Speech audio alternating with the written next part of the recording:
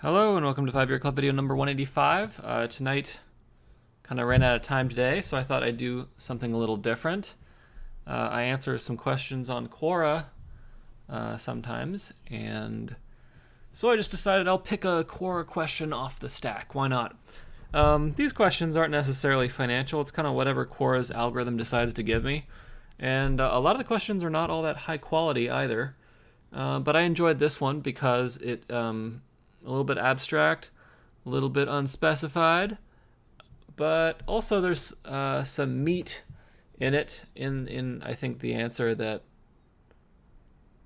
I would have for this question. All right, so the question: what do you do when you're constantly getting disappointed in life and none of the opportunities that you attempt don't work out? Okay, so first off, this grammar is not even right.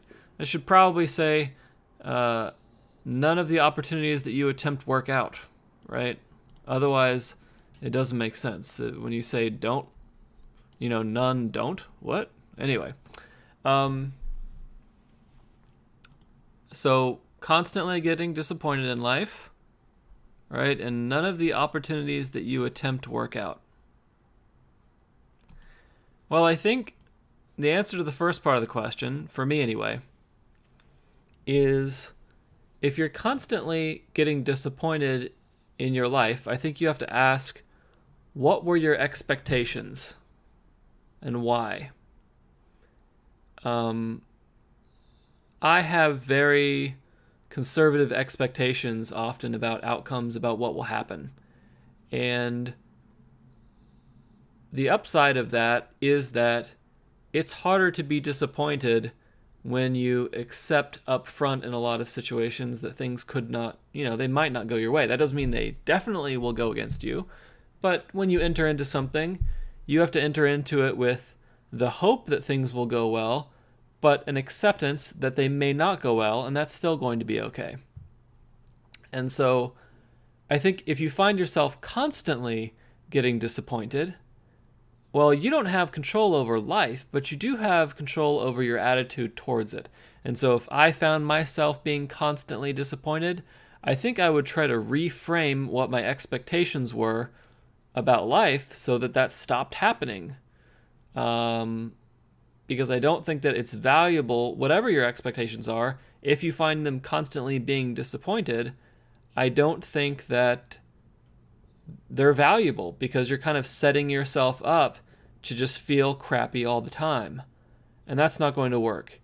So, yeah, I personally am going to change what I expect so that the disappointment goes down, because I think that whatever happens, I will be more functional and more successful if I'm not constantly being disappointed.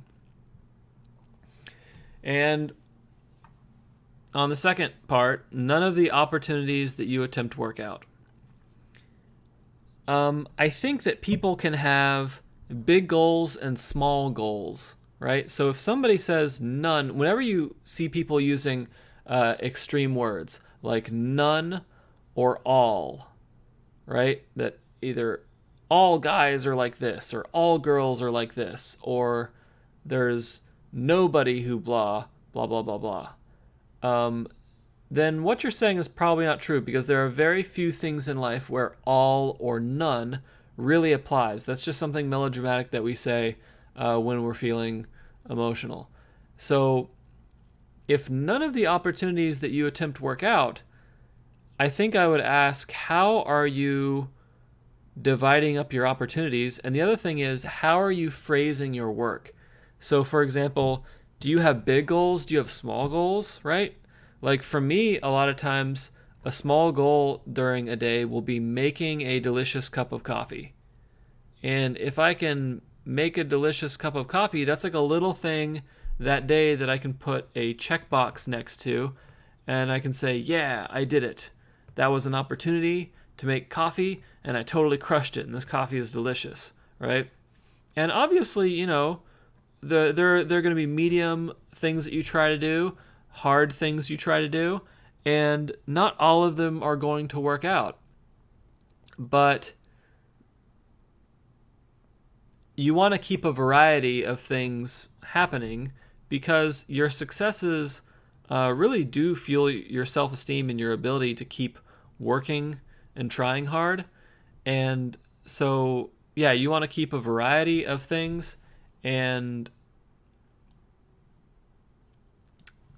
the other thing that I'm going to go back to now is, how are you phrasing what those opportunities are? So something that I learned a while ago is, if you have a to-do list and you're measuring yourself, right?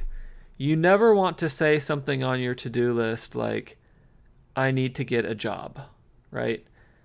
And the reason why is because it's a little bit too abstract. It's a little bit too unmeasurable. It's a little bit too inactionable right now.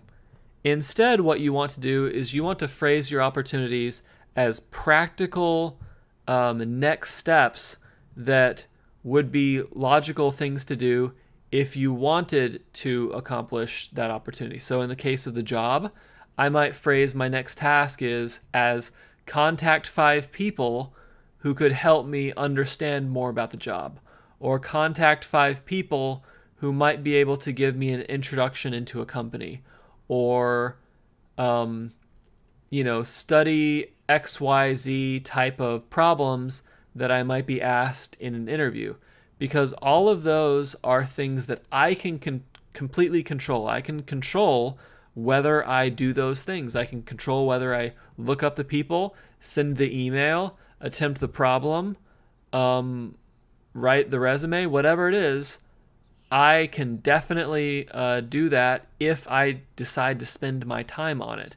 And, the fact is, if you break down any task into these actionable steps and you do the steps, the task is eventually, or the opportunity is eventually going to go your way. You're eventually going to get a job. You're eventually going to be elected to office. You are eventually going to succeed in that area if you continue putting effort into it, planning for it, and just step by step walking towards that goal.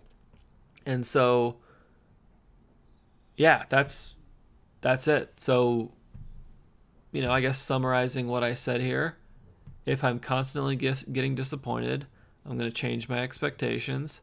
And if none of the opportunities that I attempt work out, I'm going to change the mix of opportunities.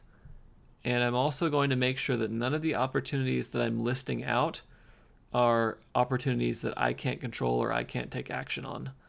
Because those are the only ones that matter to me. Those are the only ones that I can know that I'm moving forward. If my goal is for the moon to crash into the earth, it's just not going to happen. So I don't need to worry about it. All right, that's it for video number 185. I hope it was helpful. See if I can post this on Quora and people like it. Who knows? Have a fabulous evening.